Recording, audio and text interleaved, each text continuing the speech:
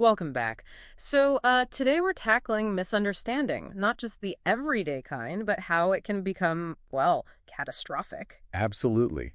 It's a bit of a paradox, isn't it? We have language, this incredibly complex tool. Yeah, supposedly for clear communication. Right. But look at, say, ants. They coordinate these massive projects perfectly using really simple chemical signals. No ambiguity. And we use words full of potential pitfalls. Exactly. Which brings us to that classic potato story. You know the one? Oh, the black bag potatoes, yeah. The wife asks her husband, peel half the potatoes in the black bag. Seems clear enough. You'd think. But what does he do? He peels half the skin off every single potato. Instead of peeling all the skin off half the number of potatoes, it's funny, but also painful. It really highlights the gap between what's said, what's intended, and what's understood. And that same dynamic, that assumption of intent without checking, almost led to civil war, which takes us to Joshua, chapter 22. Okay, so the context here is crucial. The conquest of Canaan is done. The tribes of Reuben, Gad, and half of Manasseh are heading home. Back east, across the Jordan River. Correct. But on their way, right there by the Jordan, they build this altar. And it's not subtle. The text says immense and conspicuous. Okay, wait. If I saw some group building a giant, unauthorized structure like that, my first thought isn't, oh, lovely symbol of unity. No, probably not.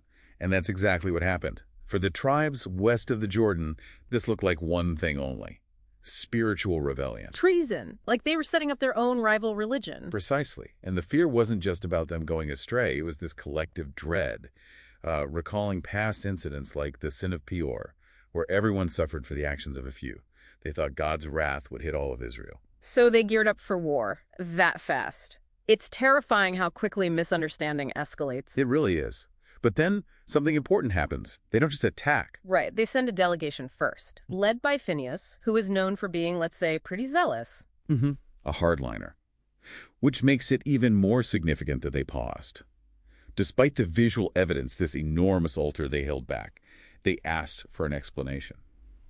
So the eastern tribes get this delegation, probably expecting an attack, and what do they say? They are completely floored by the accusation. They deny it vehemently, call God as their witness. They insist their motive was the absolute opposite of rebellion. Okay, so what was the real reason? Why build such a provocative thing? It came down to fear. But not fear of God, rather fear of being separated from God's people. Ah.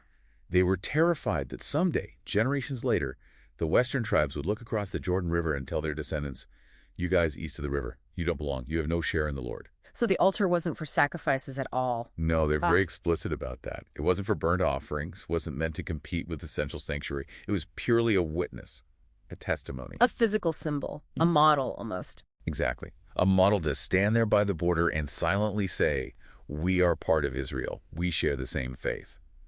It was built out of a deep desire for connection, for unity, out of loyalty. Wow. So what looked like an act of separation was actually an act aimed at preventing separation. That's the aha moment. Yeah. And crucially, Phineas and the leaders listened. They heard the explanation, understood the sincere heart behind the action, and accepted it. And the potential war just dissolved. Peacefully resolved, all because they moved past the initial interpretation and sought the underlying motive. So the big takeaway for us then, listening to this, it seems to be about looking deeper. Beyond the words, beyond the actions. Yeah, I think so. It's about making that extra effort, especially when something looks wrong or offensive, to ask, what's really going on here? What might the sincere, maybe even positive intention be? Assumed connection first, not treason. That's a challenge. It is. So here's something for you, the listener, to think about. Consider someone right now, maybe at work, maybe in public life, whose actions seem just wrong or misguided to you. Now just ask yourself, is there any possible sincere motive? Maybe a fear or a desire for belonging that you don't see that could be driving what looks like a mistake, worth mulling over.